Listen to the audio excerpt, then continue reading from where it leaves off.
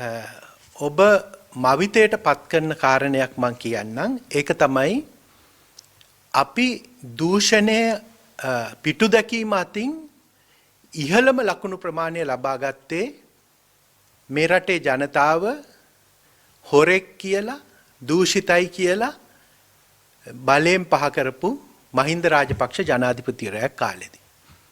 මහින්ද රාජපක්ෂ ජනාධිපතිවරයාගේ කාලයේදී තමයි අපි රටක් හැටියට දූෂණය පිටු දැකීම සම්බන්ධයෙන් ට්‍රාන්ස්පරන්සි ඉන්ටර්නැෂනල් ආයතනයේ ඉහළම ඇගීමට ලක්වෙච්ච වසර කීපය.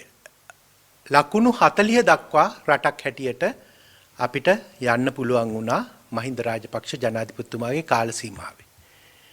නමුත් එතුමා දූෂිතයි කියලා එතුමාව ඉවත් කරාට පස්සේ එතුමා හොරකම් කරනවා කියලා එතුමා ඉවත් කරාට පස්සේ මේ රටේ දිගින් දිගටම ඒ අගයන් ක්‍රමක්‍රමයෙන් ඊටම සෙමින් පල්ලෙහාට ආවා. හැබැයි අපි දකින 2019 වෙනකොට එය 38ට පල්ලෙහාට ඇවිල්ලා තියුණා. ගෝඨාභය රාජපක්ෂ ජනාධිපතිතුමා 38 වසර දෙකක් මේ රට පාලනය කරා කොවිඩ් ප්‍රශ්නේ මැද්දේ. එතුමා රට බාර ගන්නකොටත් 38 තියුනේ. එතකොට එතුමා ඒ 38 මට්ටමේ තියාගෙන මේ රට වහගෙන මේ රට කොවිඩ් තත්ත්වයට යටතේ පාලනය කරා.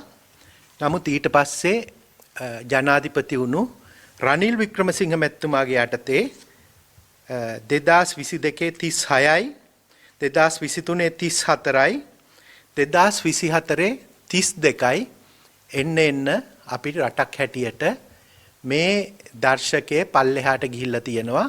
ඒ කියන්නේ මේ රටේ දූෂණය වංචාව වැඩි වෙලා කියලා තියෙනවා. හැබැයි මේකේ වඩාම වැදගත් දේ මේක නෙමෙයි. මේ රටේ කිසිම වැඩක් නොකරපු කවදාවත් මේ රටට කිසිම සේවයක් නොකරපු නමුත් අනිත් අය ඔක්කොම හොරු කියලා මේ රටේ තමන් විතරයි අවංක හොරකම් නොකරන අදූෂිත පුද්ගලයන් ඉන්නේ කියලා බලයට ආපු අනුර කුමාර දිසානායක මහතා ඇතුළු මේ පිරිසගේ කාලය සීමාව තුළ ඒ 2025 අවුරුද්ද තුළ ලංකාවේ දූෂණය සම්බන්ධයෙන් ට්‍රාන්ස්පරන්සි ඉන්ටර්නැෂනල් ආයතනයේ වාර්තාව ඉතා පුදුම සහගතයි.